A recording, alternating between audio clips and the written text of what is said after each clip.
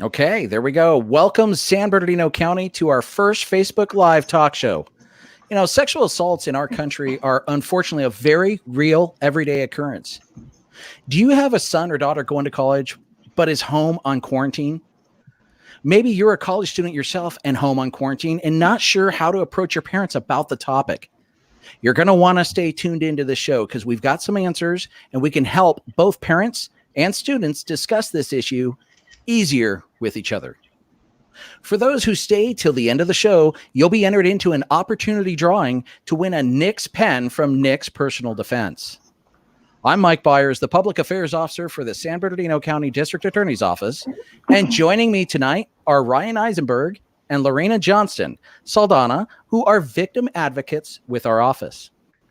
Did you know we have over 40 victim advocates throughout the county who specialize in helping victims and survivors of crime navigate through the court process and begin their lives afterwards?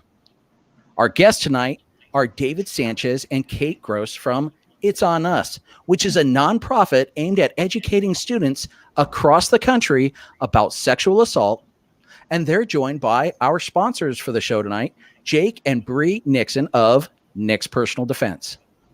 For both our live viewers and our replay viewers, please consider sharing this show onto your Facebook profile and pages, as well as any groups you might be a member of. You can do that by clicking on share, selecting where to, and posting it so more and more people will know we're doing something different over here at the District Attorney's Office in terms of connecting with our community. Also, for our live viewers, smash those like buttons, which will help people know that the District Attorney's Office is live. If you have questions during the show for any of our guests, please put them in the comments, but start your comment with the word question, all in capitals, so it grabs one of our attention. Before we begin, let's talk about the latest information you need to know about COVID-19 and San Bernardino County. First, today's numbers from San Bernardino County are 1,666 cases, which is up 3.6% from yesterday. And sadly, the fatality rate is also up 3.9% from the previous day for a number of 80 deaths here in San Bernardino County. I want to give you the numbers of cases who have recovered, but quite frankly, I can't find anywhere on the net with any official sources. On behalf of District Attorney Jason Anderson and all the men and women of the District Attorney's Office, we extend our deepest condolences to those who have lost loved ones due to this global pandemic. Starting on Saturday, April 25th, we've got some good news. The County of San Bernardino is opening county-operated parks and lakes and allowing the opening of city-owned and private parks, lakes, trails, and golf courses on a limited scale. Unfortunately, non-essential businesses are still closed, and essential businesses can remain open, but with restrictions. The weather has heated up, and that brings me to two very important topics. First, check on your elderly residents and make sure they're not overheating and they have cool ventilation. If they don't have any cool ventilation or air conditioning, normally we would tell you to take them to a cooling center or a local library or a business. But unfortunately, COVID-19 has caused those businesses and locations to close down. However, the county is stepping up. The county will send staff with fans to our seniors' homes who don't have any air conditioning, and they'll even set them up for them, whether they're in a home or a hotel room. For more information about this service, please call Adult Protective Services at 877-565-2020. This leaves us to our last topic before we get on with the show, and that's boating. Our county has several lakes, and people love boating here in San Bernardino County. But here's the deal when we're talking about COVID-19 and water sports. Please only boat with members of your immediate household. No guests on board. Maintain your distance from others at the fuel dock, and don't forget to wash your hands after fueling. Please don't beach your boat next to someone else. Keep your distance. And no rafting up to somebody to get close to their craft. You got to keep that distance away from them. Go directly from home to the boat and then from the boat to home. Avoid unnecessary contact. And please, whatever you do, don't drink and drive a boat. For more information from the county on COVID-19, please visit their website at sbcovid19.gov. www.bridandjake.com. So with that, let's get the show started. Wow, that was a mouthful, huh? I was like, dude.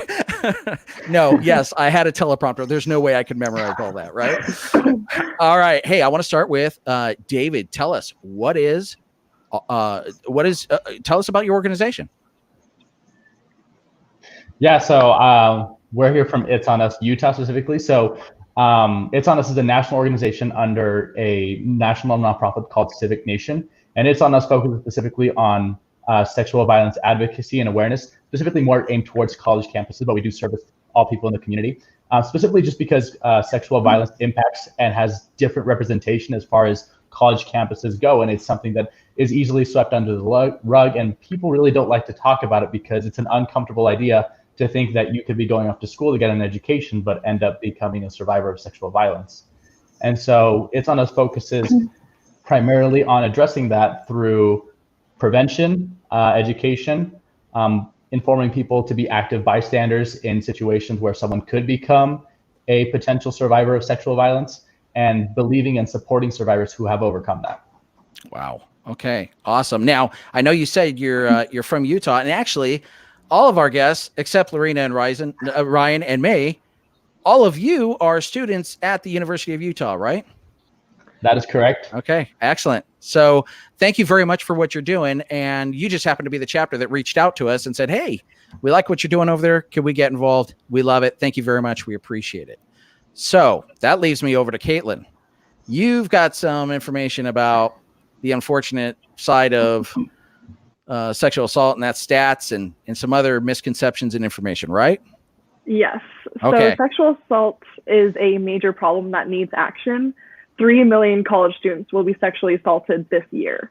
Wow. So to break that down into smaller numbers, that means 1 in every 5 women will be sexually assaulted in college, and 1 in 10 college-age males will be sexually assaulted. Those different statistics break down into different things based on what things you identify with, such as 1 in 2 transgender individuals are sexually abused or assaulted at some point in their lives. People living with disabilities are sexually assaulted at nearly 3 times the rate of people living without disabilities, and other ones as well, but it's just a lot to handle. 3 common misconceptions I want to share with you are only 2 to 10% of reported cases are false. A lot of people think that that number is a lot more, but it's down to only 2%. Another misconception is that if I don't go to a college party, I'll be safe, which is not true because statistics show that 7 out of 10 rapes are committed by someone the survivor knows.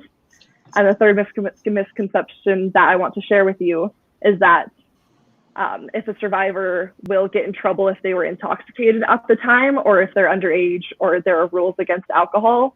But many campuses focus on helping the survivor and not what they may have been doing at the time, and so do police. But overall, no matter what happened, the survivor did not deserve what was perpetrated against them. Sure. I think also sometimes that, we commonly hear this in both, court cases, and definitely Ryan and Lorena can attest to this, that unfortunately you'll get the other side's attorney, or you'll get just somebody that says, well, what were you wearing to deserve this? Right. And that's, again, another huge misconception. And quite frankly, it doesn't matter what you're wearing. At least that's my opinion. Exactly. Okay. Exactly. So let's go over to Ryan here. Ryan, first, open this up. Tell us the role that you and Lorena play in the district attorney's office. Not a lot of people know that your profession exists. And quite frankly, me, after 26 years in law enforcement, didn't know you existed. Fill in the audience with your career set. Typically, people that know we exist, unfortunately, had to go through the criminal justice system, and that's the way it works. Lorena and I are both victim witness advocates for the San Bernardino County District Attorney's Office. And so we work directly with victims of all different crime types. I work in the central office. And so one of my many duties is I work with the college campuses. And we have a number of colleges in our jurisdiction: Loma Linda, Redwood, San Bernardino. I work with adult sexual assault victims, crimes against children. And so we walk them through the criminal justice system. That looks different for all victims. That may be court support. We have victims that want to come to every single court hearing, and they have the right to do so. And if they choose to, we would accompany them if they'd like us to go with them. If they have to take the stand and testify during a trial, during a preliminary hearing, we would sit next to them while they have to testify. While they're being cross-examined, we would be there with them. We also have a court facility dog named Dozer in our central office, Lupe in the Rancho Cucamonga office, and Kirby, who we just recently got out in the Victorville office. Those are our court facility dogs. And so we accompany the victims as well as with our facility dogs, and they actually sit on the stand with them, and they're able to pet them and comfort them during their testimony, as well as in the office. We meet with the victims to meet with the deputy DAs in our office. We're basically making sure that they know what is happening. I know that all of us here in our community, knowledge is power. And so if we can inform victims of what is happening, maybe they can't be there. Maybe they're not able to physically come to court. And that's okay. That's what our job is to inform them of what's happening, what the next step is, what that looks like for them, and explain their rights to them, because they have rights as victims. And so we make sure that their rights are protected in our office, answer any questions that they may have, and get them connected to any resources that are available and that they need.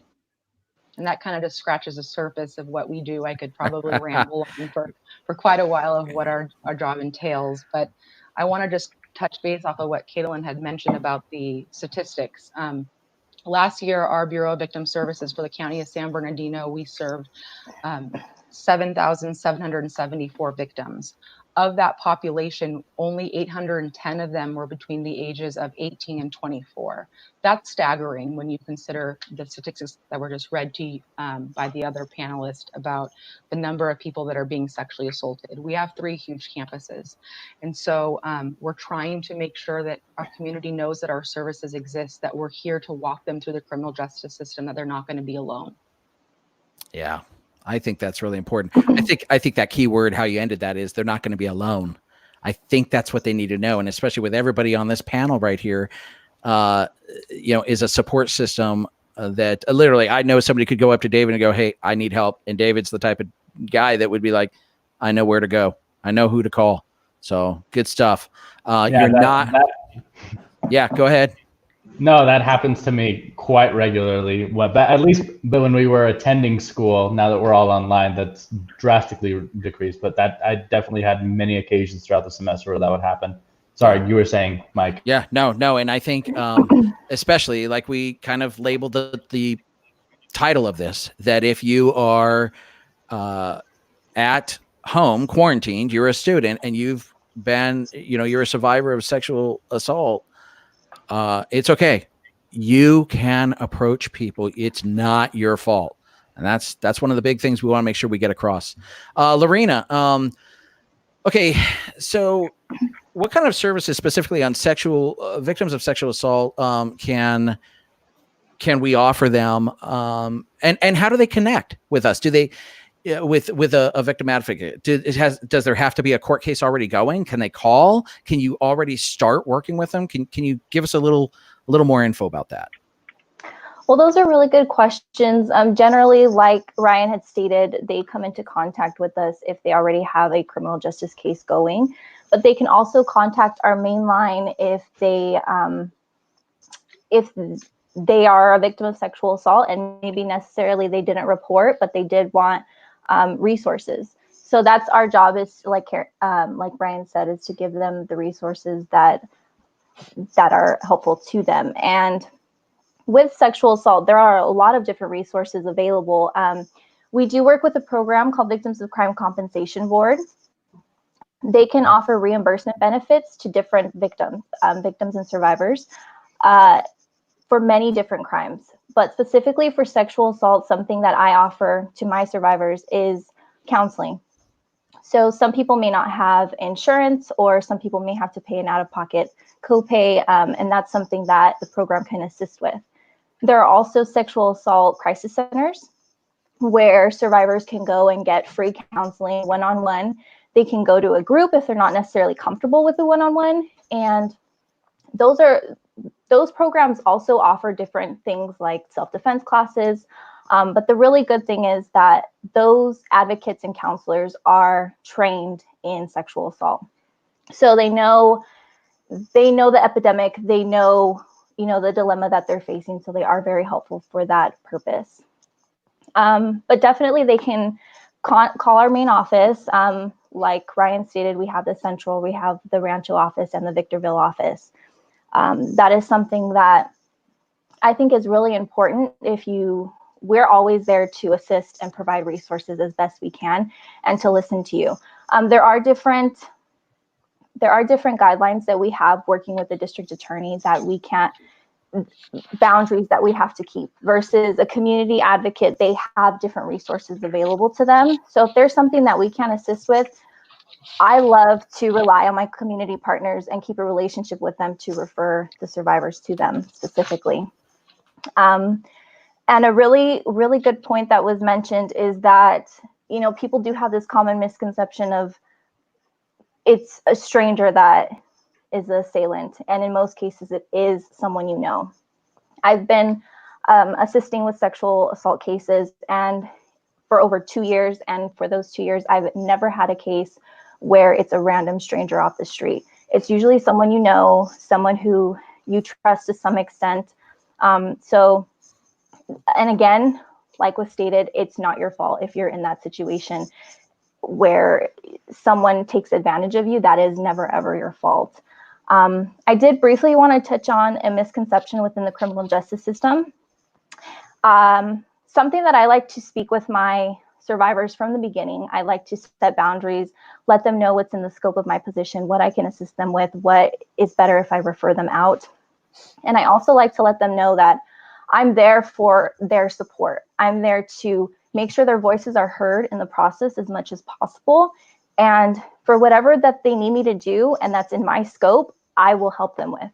And so as a part of that, I take it as my responsibility to also be realistic with them and maintain their expectations.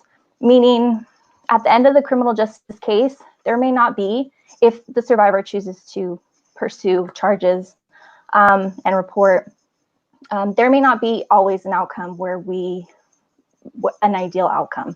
And even if there is, sometimes they might not feel fulfilled with that. So the work really starts within yourself. And so that's why I always encourage my survivors to find what healing looks like for them. Sometimes it's counseling, sometimes it's just talking to someone that you trust.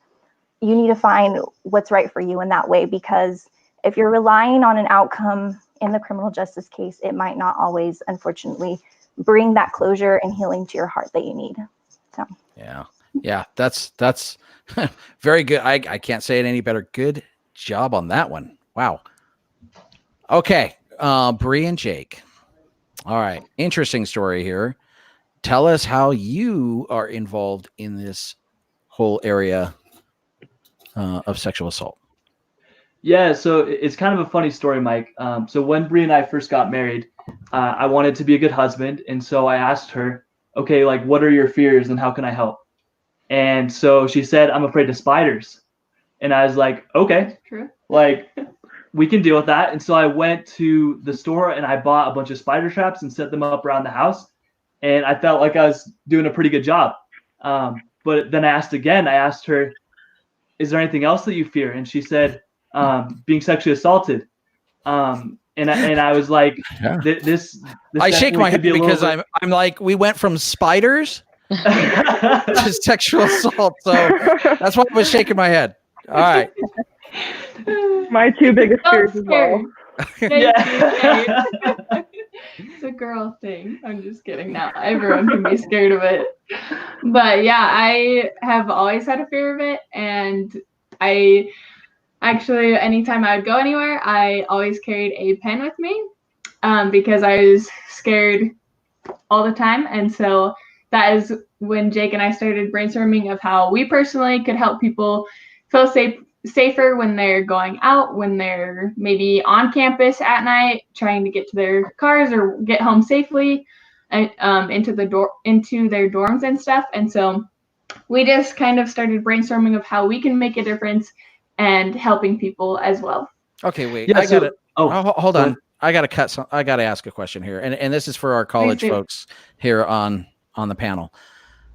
Would you say that males that are going into college now, the young men that I encounter seem to have a pretty good head on their shoulders. Like they're not going to tolerate this treatment towards women. But am I wrong? Are they smoking mirrors on me? David is a perfect. David was like, "Oh, Yeah. I got some stories for you. Go ahead, Yeah. go ahead." Okay. David. Yeah. So, the truth is that I didn't fully understand all the different ways that consent could look like until I was in college. Like as growing up, my parents gave me like a religious upbringing, a very strong moral upbringing. So growing up, my idea of consent was like, great, if you kiss a girl and she kisses you back, you're good. If she slaps you, back off. Like that's it. But there's so many other ways of communication and so many other ways that we use our body language to express different things. And, if left in an uncomfortable position, there's like different fight, flight, or freeze responses that individuals can have under those situations. And so, yeah, even though I had a good upbringing, and I feel like other people can relate to this, is that even though I had a good upbringing and a good head on my shoulders, like it took me a little more instruction and a little more clear understanding of what consent can really look like, especially in an intimate partner relationship. Okay. All right. Did everybody see me cough into my hand? And as soon as I did it, because if I go like this, I was going to hit the microphone. So I coughed with my hand, and now I've got all now I'm thinking like on CNN and Fox News. All of a sudden, did you see that? He didn't do the vampire. Jeez. Okay. All right. Where am I in the questions here? Okay. Hey, Jake, go back. Talk to us. Okay. So she's scared of spiders, sexual assault, and you. Let's go. No, not scared of him. but yeah, we realized that there was a big problem at hand, and I don't know if you've been watching the news lately, but especially around our college campus, there have been quite a few major sexual assault cases and violence that were going on, and it really just opened Bri's and I's eyes to the problem at hand. And so we knew that we needed to do something about it, and we took a long time to ponder and to think about what we were trying to do, and then we decided to form our own business. And so our own business is called Nick's Personal Defense, and it focuses on two things. It focuses on selling personal safety devices that students can keep on them, in their pockets, in their purse, in their backpack, that they can pull out and use it at a second's notice if confrontation comes. The second thing that our business focuses on is providing free self-defense training videos to the public so that they can watch the videos and learn how to help protect themselves. Oh, so they don't have to be at the location. They can actually watch. Can they watch these online?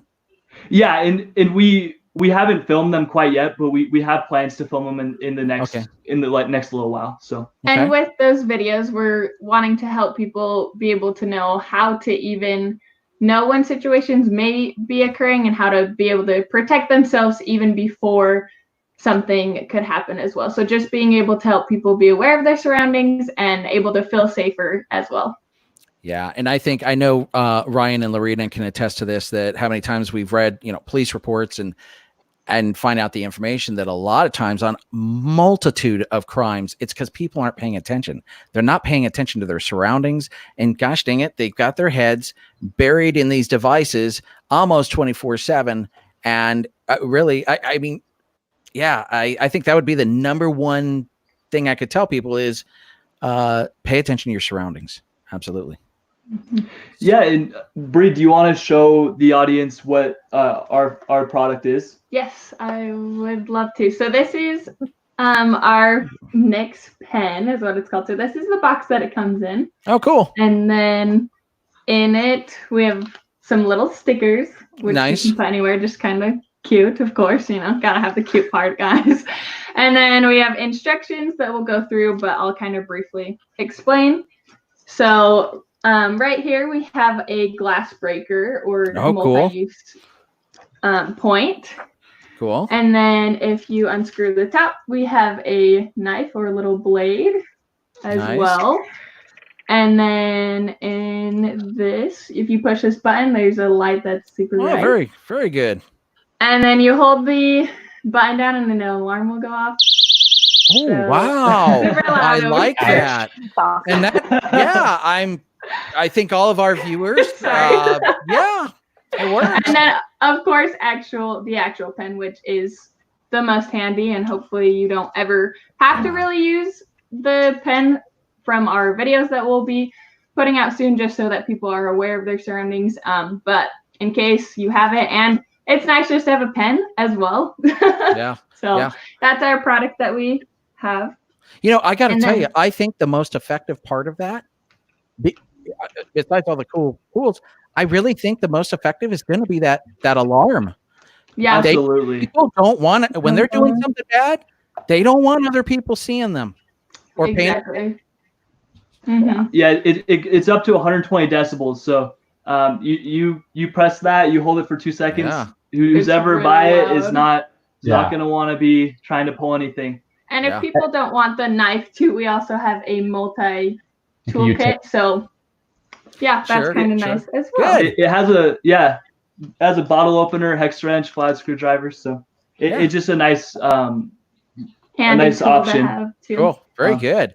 Nice. And if I may add one more thing that I think is really great with their pen, is that obviously it uses electricity for the siren and flashlight, but it's USB chargeable, so you don't have to worry about, like, I've seen other like safety pens on the internet or on Amazon, and they use those really tiny circular batteries that you have to like find and replace. That nobody can find. Yeah, exactly. And so they created one that's USB chargeable, and it's just super handy. It charges in like 30 minutes, and then you got that 120 decibel siren. Yes, and they add that cord in to charge it into the box, and it's amazing. I've got mine right here. Look at that. We don't have one. Yeah, I know. I know. Right? Yeah. If you want to get one, our website, it's nixdefense.com. We'd love for you to check it out. Excellent. Yeah, very good. This is really cool. University of Utah students thinking outside the box. Mm-hmm. Right on. Yeah. And Mike, before we transition, I just want to point that we partnered with It's On Us. And the reason that we did that is because we have a big shared vision of keeping people safe from sexual assault and violence. They focus a lot on the education side of making sure that students understand what consent is and the do's and the don'ts that come with being a college student. And we focus more on the self-defense side where, heaven forsake that something doesn't happen, but if it does, we want to help students.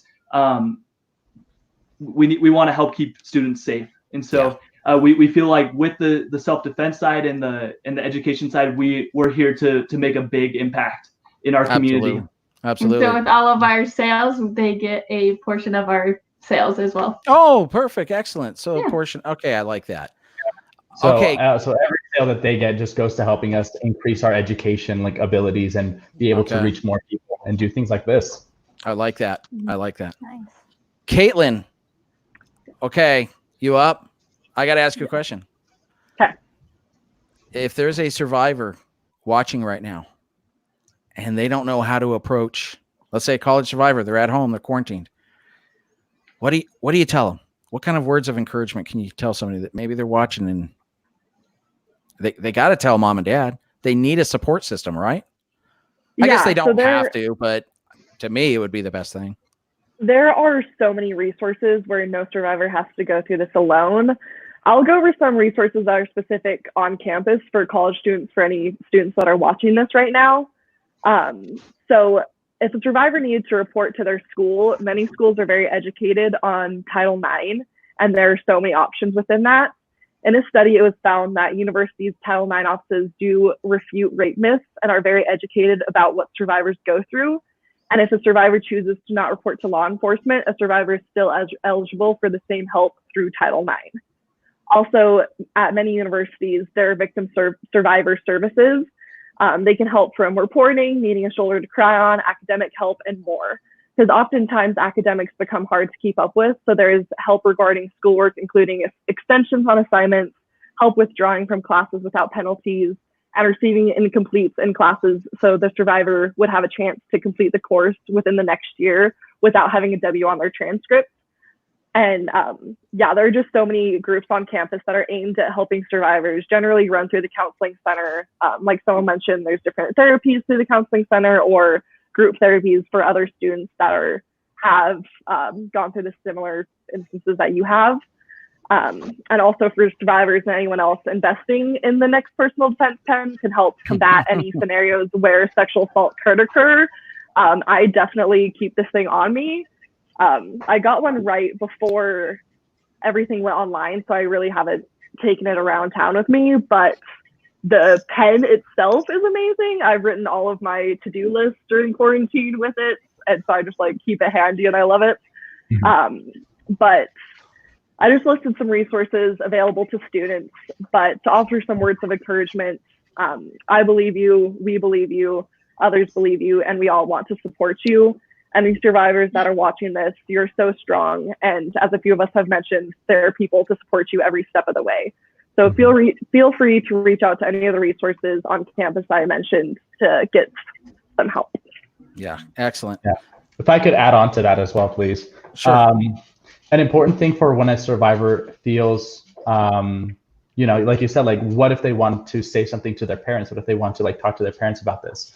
I think it's important that you prepare yourself and you prepare your parents for that conversation, because there are instances where maybe that are psychologically sound, that like when you tell someone like a traumatic incident or something, like their mind will go blank. They will not be able to remember. They will have a total like just mind wipe of things that happened. And so one thing we've talked about in other like educational seminars is like, if you feel the need to tell someone, say like, hey, I need to talk to you about something. Can you sit down and just like listen for a moment? Like this is going to be a little heavier. So make sure to prep them for it. Make sure they're in a comfortable place where they are able to receive that and be able to respond adequately. If you tell mom while she's doing the dishes, like there are going to be a couple dishes broken and things are not going to go as smoothly as if you had prepared her for that conversation and prepared yourself. So I recommend, if you want to talk to someone, like make sure you like write down the things you really want to say to that person, so that you know going into the like the information that you want to share with them, and not just whatever information comes out at the moment. Yeah, absolutely. Good point. Ryan, my question for you is, sexual assault, it's not just a physical attack. And like David was saying, we're talking about going into a whole another area. We're talking about, psychologically and emotionally, so how do you, Ryan and Lorena, how do you as a victim advocate, like, I guess we have access to all those services to help them with those other issues, right? Whoops. You're back. You're here. That, we talked a lot about parents, and I think that it's important when it comes to parents, loved ones, spouses, so a support person for somebody that was a victim of a sexual crime, that just as us advocates and people that work with survivors, is you really have to meet that person where they're at. So you can't expect them to be somewhere that they're not, meaning that perhaps it happened 2 years ago and they're telling you now, and you're thinking, well, why aren't you past this? Why haven't you gotten over this? And for every single victim, and I've dealt with a lot of victims of sex crimes, none of them are the same. None of them are going to process things the same. None of them are going to heal the same. None of them are going to go through the same process. There is no cookie cutter victim of a sex crime. And so it's important for loved ones to know that oftentimes it may take them a while. They may seem like they're doing really well, and then they may take a few steps back. They may be triggered by something. Something might set them off. They may have been a victim as a child. Unfortunately, that there's staggering numbers that oftentimes are going to be re-victimized. So perhaps they were victimized as a child and now they're being victimized as an adult or as a college student. And so for parents and loved ones, you have to just be there for them. Don't have expectations for them. and they'll just don't push them. And so I think that's very important for a loved one. And it's often very hard for a loved one and for an advocate and somebody that's working with survivors, is you want to help them and you want them to be picked up and lifted up. But oftentimes you can't do that for them. They have to put in the footwork. They have to do what they need to do. But knowing that you're there to support them and love them, no matter what they're going through, no matter what that looks like, is important for everybody to remember. Yeah, really good points. So at this point, I'm ready to open it up for questions, but we don't have any. So we have a lot of great comments here of people that are, one person here saying, "Hey, this is a sore subject for me," or, that people, it's just a hard topic to deal with. And I agree. In fact, when I was sending you guys, emailing you the questions, I even think I put it in parentheses. Hey, I don't like writing what I'm writing, but so there you go. So since we don't have any questions, we'll get ready to wrap it up here.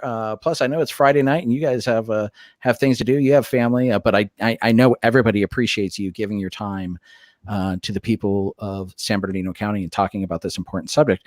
So about the opportunity drawing, here's the deal. We're going to figure out who hung in there with us, and you'll be entered into the opportunity drawing to win the Nick's pen, and then we'll get a hold of you through probably a direct message here on social media and let you know who got the pen. We really appreciate everybody staying tuned. Okay, with that, thank you for everyone for joining our first Facebook Live talk show. I'd call it a success and hope you found it both enjoyable and informative. If you have questions that didn't get answered tonight, please send us a direct message here on Facebook or any of our social media platforms, and we'll get them answered for you and get those answers back to you. Please make sure you follow at It's On Us and at Nick's Personal Defense on Instagram, and like their pages here on Facebook as well. And of course, please follow us at SB County DA on Facebook, Instagram, and Twitter. And again, please share this to your Facebook profile page or group and help us spread this knowledge so everyone can stay safe. I'm Mike Byers, and this is the San Bernardino. Yes. We did get one question. We got one question. We're stopping the roll. Boom. Hold on. Lola, we're going to get to your question. We're not going to miss it. Now, wait. Watch this cool little tool. Bam. Right. Okay. Questions up on the screen. What advice would you give someone if they don't know okay. So what advice would you give if somebody's not ready? Lorena, you want to take that? Sure. I saw you nodding your head. That's why I was like, okay, here we go.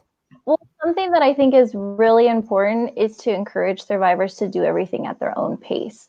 Sometimes the criminal justice system, it can be difficult.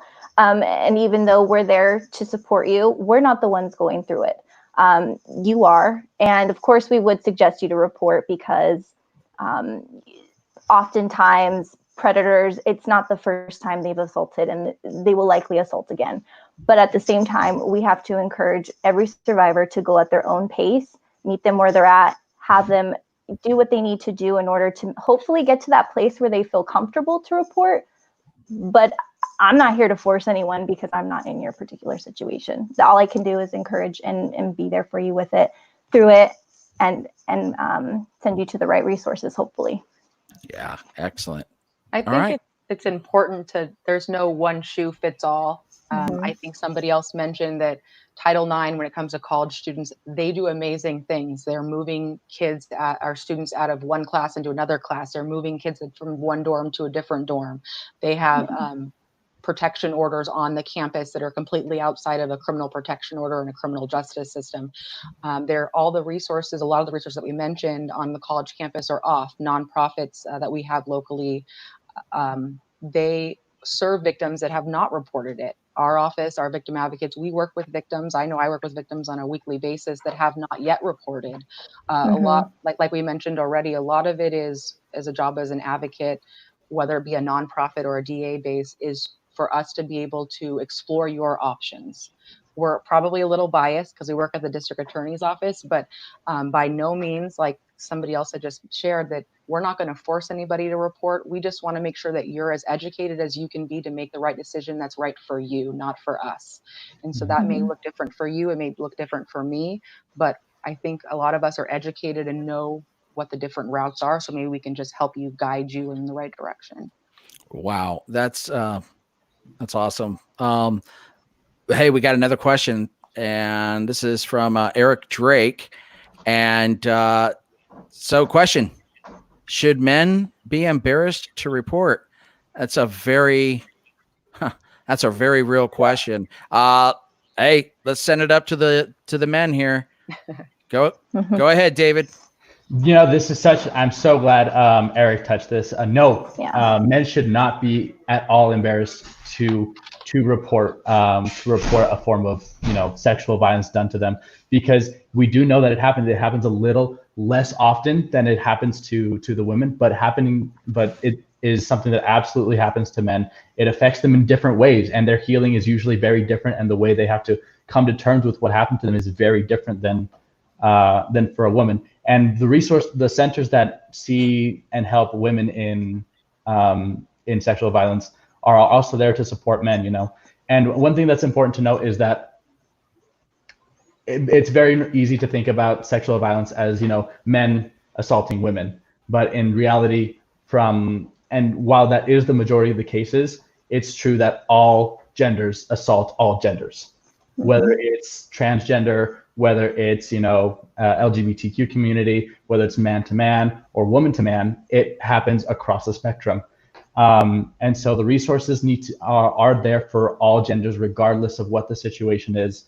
And it can be very intimidating as a man, because part of it reflects the kind of power dynamic that occurs within sexual violence, in that men are supposed to be seen as dominant or, macho, and have this, be able to defend themselves if someone tries to attack them.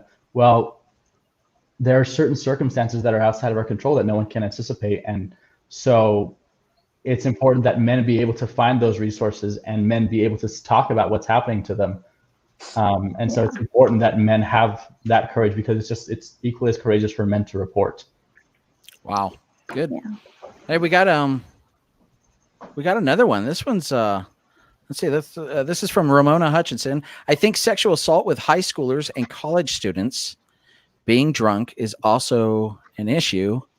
How can we curb this? Who wants to take? I've got a thought on this. I think one of the ways we can help curb this is by having a full and clear understanding of consent.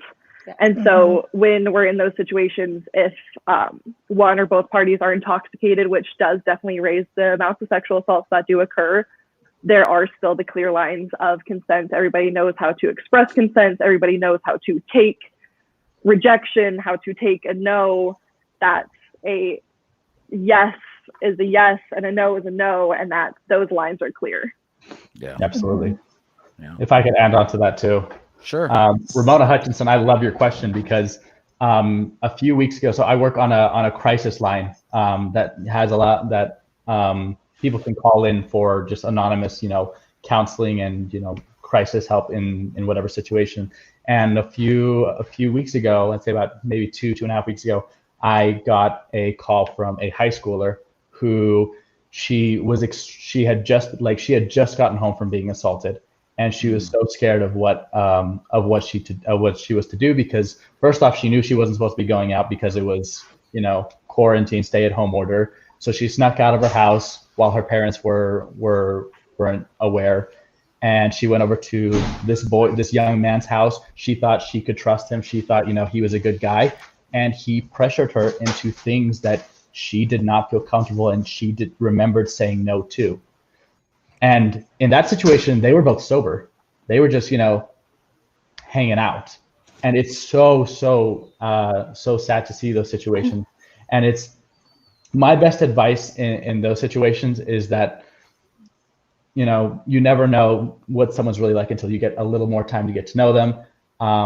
And for what my advice to her in that situation was, like, she was very scared to report. She didn't want to get the police involved. She obviously didn't want her parents to find out. She was super embarrassed, and she felt really ashamed of what she did. And I reminded her that what was done to her was not her fault. And the second thing is that if she reports, she can report and get a what we call a CODAR or a rape examination, rape kit done in a hospital. And those can be held in evidence by the police. Just because you get one done does not mean immediately legal action gets taken, right? And so those can stay, and you can hold on to that kit for as long as you need to until you feel comfortable if you decide to pursue legal action. And so another important thing that I think is hard to address is just that the way to prevent this is just to talk to your children openly about, sex. Like you can't talk about sexual violence and prevent it without talking about sex, and have an open dialogue about what it should look like in a healthy consensual relationship versus what is definitely not a consensual relationship. And just because they say yes to being kissed or to being touched does not mean they say yes to everything that could potentially come after that. Well, I'm going to add to this because as a parent, a lot of this has to do with parenting, and especially if you're the, regardless whether you're male or female, how you act towards your significant other is going to be you're modeling that for your child. And so as they grow up, so basically, if you are, unfortunately, it happens in relationships, meaning marriages, if you are assaulting your wife or husband or going to the extreme, then that's what your kids learn. And that's the behavior they model. We've got another great question in here, but I also want to touch on something that I'm glad we didn't close out. And that is, if you are a survivor of sexual assault, I'm going to tell you right now that the inappropriate place to go seek help, the inappropriate place is TikTok or social media. You don't need to go onto that platform. And I've seen it where people are spilling their guts out, talking about what happened to them, and they're crying. Now, whether that's just a video and they're trying to grab some attention, I don't know, but still, I don't think it's appropriate. Social media is not the appropriate place to go and seek assistance in such a serious topic. Okay, Tony Rodriguez has a great question, and I'm gonna put this up for Ryan. While I understand that there is no pressure to report until a victim is ready, how does that work with the statute of limitations? And we've seen a lot of this in terms of statute of limitations. Ryan, go ahead. So statute of limitations, we've gotten a lot of phone calls in the last 2 years when it comes to statute of limitations. And what we have told callers is that report it anyways. Report it to law enforcement. Let them make the decision. They don't make the decision. Let them make the report to send it to our office and let an attorney review it to let them figure out what the statute of limitation is. Because the law is always changing, because it depends on if you were a minor when you were sexually assaulted or if you were an adult, the circumstances that are involved in it. It's not law enforcement's decision. It's not anybody other than an attorney, a deputy district attorney, a reviewing attorney in a district attorney's office that knows the law and the legislation during that time to decide whether or not they're going to be able to move forward with the charges. Yeah, excellent. Okay, I don't see any other. I wanted to piggyback off consent really quickly. Oh, yeah, go ahead. I think a lot of it has to do with education, and whether it be from a parent, whether it be from a school, a middle school, an elementary school, consent, it shouldn't be, but it's kind of tricky. It gets tricky when you throw in alcohol, when you throw in a relationship, whether you're married, whether you had sex with them last week, but you don't want to have sex with them this week. It gets tricky. As much as we want to say yes means yes and no means no, it's not always that clear. And so educating our youth, so then they become young adults that go into college and have clear-cut boundaries and know what consent is. It's going to be vital to the success of our children and our youth and our crime rate. And so I think it's very important. And let's be honest, everybody can Google nowadays. Google what consent is. You can read tons and tons of information on what consent is in your state. And know what it is. So that way, if you get in that situation, you know exactly what you need to say, what you need to do to not put yourself in that position, whether you're a child, an adult, a man, or a woman. Yeah, that's outstanding advice. Can I add something about that consent? Sure. And it kind of piggybacks off of the point that Ryan and David made. Even if you are in the middle of an act and you've said yes, you can change your mind. If you start to feel uncomfortable, you have the right to say no, and that person should respect that. So, you don't need to think that because you said yes before, like Ryan has said, you have the right to say no. You have the right to make a decision in that moment. Mm-hmm. And be respected for it. Yeah. And for any parents watching or just young people that want to be educated on an easy, clear-cut example of what consent is, go on to YouTube and just search a video called "Consent is like tea" or something like "Consent is like tea." And it's this hilarious and also educational video of if you were to frame the same situation with like giving someone a hot cup of tea, it would be like easy to see. Like you don't see someone that's passed out unconscious and start pouring tea into their throat. Like if you can understand how ridiculous and how horrible and how stupid that is, then it should be easy to see that in that situation, sex is not okay. No form of sexual contact is acceptable. Yeah. So consent is like tea. Go search that video. I love it. Yeah. I love that video. Yeah. I'm going to have to check it out. See it. All right. We have to wrap it up. And I pretty much told everybody, follow us on social media, and we'll figure out the opportunity drawing here afterwards. We thank everybody that's tuned in. It looks like we've maintained a pretty consistent flow of people in the show. So again, I feel this was a success for our first talk show. And again, I'm Mike Byers, and this is the San Bernardino County District Attorney's Office, providing equal justice for all. And have a good night and an even better weekend. And panelists, if you'll just stick around, I'll go ahead and end the broadcast and we'll round table and after action review. So take care, everybody. Bye. Thanks for watching.